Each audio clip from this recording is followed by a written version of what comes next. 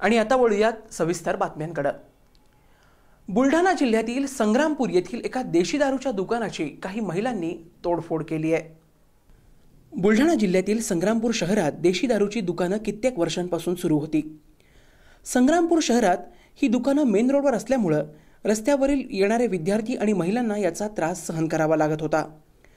तसंच सर्वोच्च न्यायालयाने दिलेल्या निकालानुसार सर्व प्रकारची दारू दुकानं बंद करण्याचा निर्णय दिला होता।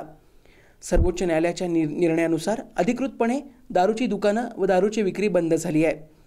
सर्वोच्च न्यायालयाचा असा आदेश दिल्यानंतरही संग्रामपूर इथं देशी दारू दुकानात दारू विक्री सुरू होती।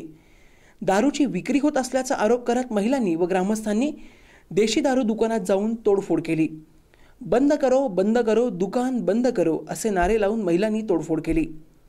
देशी दारू दुकानातून चोरून लपून विक्री सुरू असल्याचा आरोप करत संतप्त जमाव महिलांनी देशी दारू दुकान बंद करण्यासाठी नारेबाजी सुद्धा केली। Bureau report, SBN Marathi.